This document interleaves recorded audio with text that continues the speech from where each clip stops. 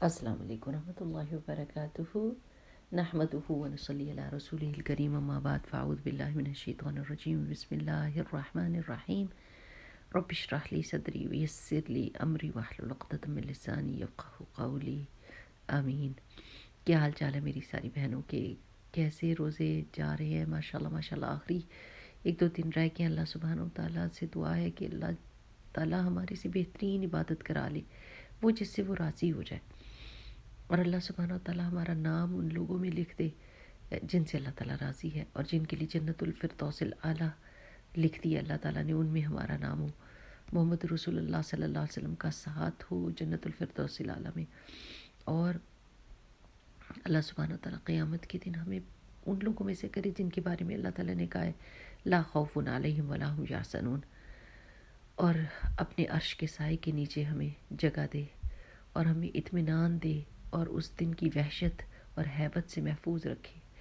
سارا ہمارا فوکس تو یہی ہوتا ہے کہ ہم پوری زندگی ڈر ڈر ڈر ڈر کے گزارتے ہیں، اس لیے کہ اللہ سبحانہ و تعالیٰ کو کہیں ناراض نہ کر دیں۔ اتنی رحمان ہستی، اتنی رحیم ہمارا رب، اتنی چھوٹی چھوٹی نیکیوں پہ بڑے بڑے ثواب دینے والا، اتنی جلدی معاف کر دینے والا، یعنی ایسا رب ہو تو پھر تو ہمارا گمان اور ہماری امیدیں کیسے اوپر جاتی ہیں نا، کہ انشاءاللہ باذن اللہ اللہ سبحانہ و تعالیٰ ہماری ساری دعائیں قبول کرے گا۔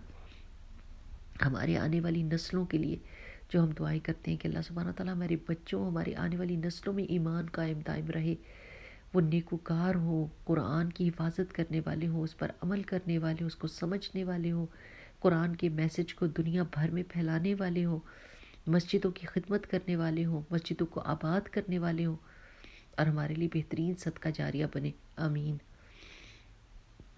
اللہ تعالیٰ ساروں کی دعائیں قبول کرے۔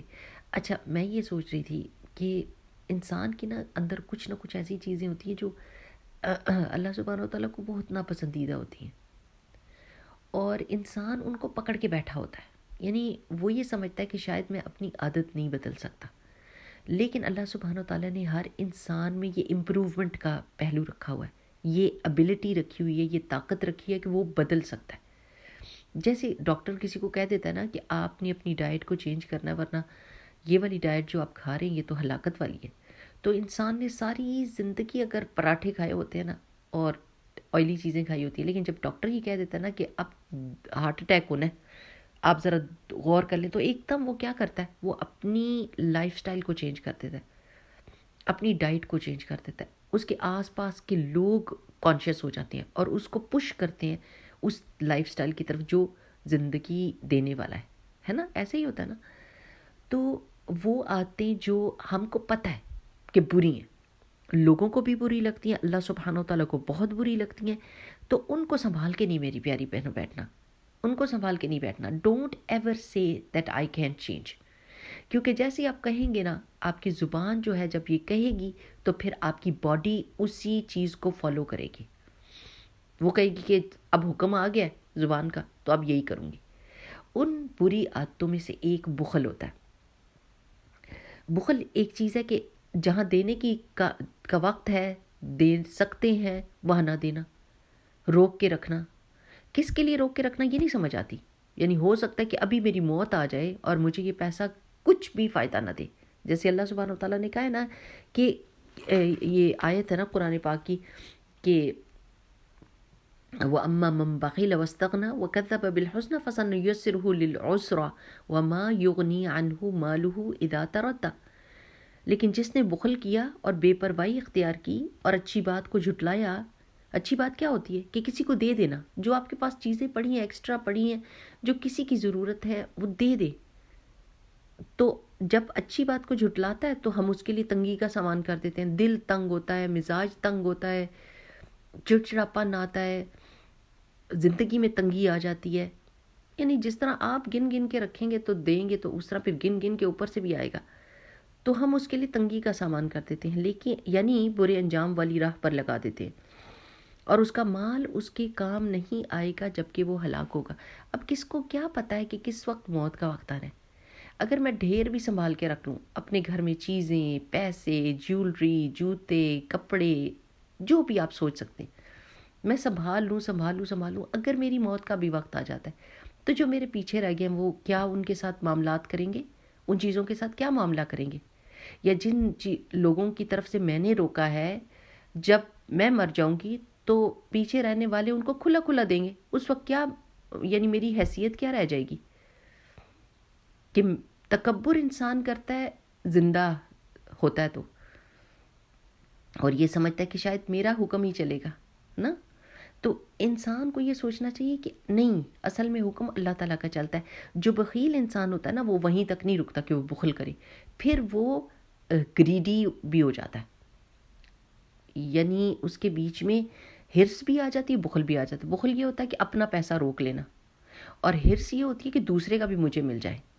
اور رسول اللہ صلی اللہ علیہ وسلم نے ہم کو یہ بتایا ہے کہ عزت والے کاموں میں سے ایک یہ ہے کہ انسان دوسرے کے ہاتھ میں جو کچھ ہے اس سے بے پرواہ ہو جائے.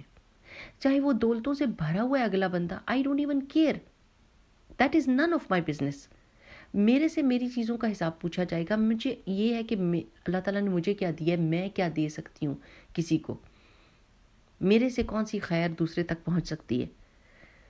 تو یہ ایک ایسی بری حرکت ہے کہ آئی تھنک ہماری ٹیچر نے سنایا تھا کہ ایک دفعہ رسول اللہ صلی اللہ علیہ وسلم سے کسی نے یہ بتایا کہ ہمارا سردار جو ہے بخیل ہے، تو رسول اللہ صلی اللہ علیہ وسلم نے فرمایا کہ اس سے بھی بڑی کوئی اور برائی ہو سکتی ہے.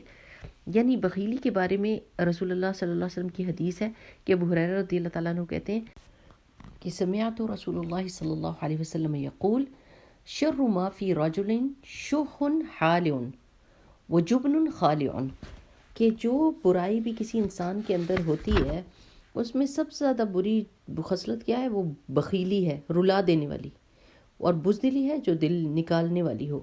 اب دیکھیں کہ جو بخیل ہوتا ہے نا وہ دوسرے کتنا بے حال ہو، بدحال ہو، یا کتنی پیاری جگہ ہو دینے کی، کتنا فائدہ ہونا ہو آخرت کا، دنیا میں کتنی عزت ملنی ہو، لیکن وہ نہیں نکالتا اپنا پیسہ.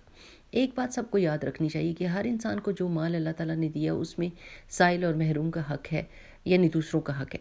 اب اگر وہ سیدھے طریقے سے اس مال کو نہیں نکالتا اور یہ تکبر کرتا ہے اور یہ سوچتا ہے کہ سارا کا سارا مال میرا ہے اور میں نہیں دوں گا، تو پھر وہ مال اللہ سبحانہ وتعالیٰ کس طریقے سے نکالتے ہیں؟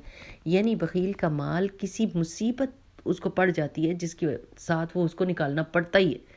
وہ مال جائے گا ہی جائے گا، وہ نہیں رہے گا آپ کے باقی مال کے ساتھ. کبھی ٹائر پنکچر ہو گیا، کبھی گاڑی خراب ہو گئی، کبھی طبیعت خراب ہو گئی، کبھی کپڑے پھٹ گئے، کبھی اس کو کیا کہتے ہیں کوئی اور نقصان ہو گیا جس کی وجہ سے وہ پیسہ گیا ہی گیا. نہ تو ایک تو پیسہ ہاتھ سے نکل گیا اور دوسرا ثواب بھی نہیں ملا.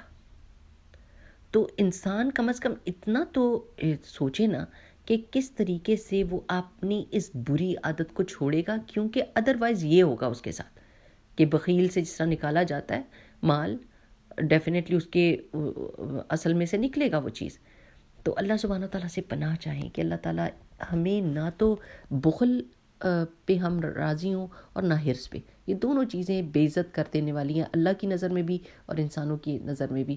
اللہ تعالیٰ ہمیں غنی کر دے، ہمیں بے پرواہ کر دے دوسروں کے ہاتھوں میں جو کچھ ہے، اور ہمارے دل کو کھلا کر دے کہ ہم جس جگہ دینے کا وقت آئے تو ہمارا دل تنگ نہ ہو، ہم چھوٹے انسان نہ بن جائیں، ہم ایک اچھے اور بڑے دل والے انسان کی حیثیت سے دینے والے بنے.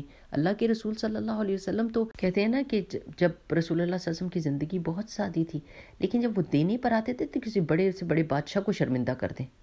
یعنی بادشاہ بھی اس طرح نہیں دے سکتا تھا جس طرح رسول اللہ صلی اللہ علیہ وسلم لوگوں کو دینے والے تھے. تو میری پیاری بہنوں، یاد رکھنے کی بات یہ ہے کہ اگر ہم ایسی زندگی گزاریں گے جو غنا والی ہوگی کہ اللہ تعالیٰ نے مجھے بہت کچھ دیا ہوا ہے، مجھے کسی کے طرف دیکھنے کی ضرورت نہیں اپنی ذات کے لیے، اور دوسرا یہ کہ میں کیا کیا خیر دوسرے کو پہنچا سکتی ہوں، کیا کیا چیز دے سکتی ہوں، کس چیز سے کسی کا دل خوش ہو سکتا ہے، کسی کو اچھی فیلنگ ہو سکتی ہے، کسی کی مصیبت ٹل سکتی ہے، کسی کے لیے آسانی ہو سکتی ہے. تو یہ ایک بہت بڑا کام ہے کہ اپنے بھائی مسلمان کے دل کو خوش کر دینا. تو یہ سوچیں اور کبھی بھی اپنے حق میں کوئی ایسی بات نہ کریں جو سچ ہو جائے. نعوذ باللہ، جیسے لوگ کہتے ہیں نا مجھے غصہ بہت آتا ہے تو یہ حق ہو جاتی بات. آپ نے زبان سے کہی، اپنے خلاف گواہی خود دے دی. اور میں بخیل، میں نہیں دے سکتا، کوئی اپنے آپ کو بخیل تو نہیں کہتا، لیکن یہ کہتے ہیں میرے سے نہیں دیا جاتا، میرے سے نہیں دیا جاتا. کیوں نہیں دیا جاتا؟ آپ لے تو رہے ہیں اللہ سبحانہ وتعالیٰ سے، تو دینے والے کیوں نہیں؟ اللہ دے رہا ہے آپ کو تو آپ ہی دینا.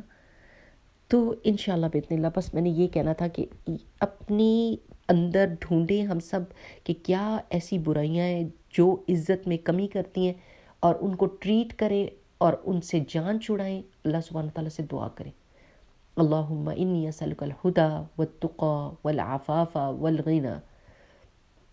آمین. السلام علیکم ورحمۃ اللہ وبرکاتہ. سبحانک اللہم وبحمدک، نشہد ان لا الہ الا انت، نستغفرک ونتوب الیک.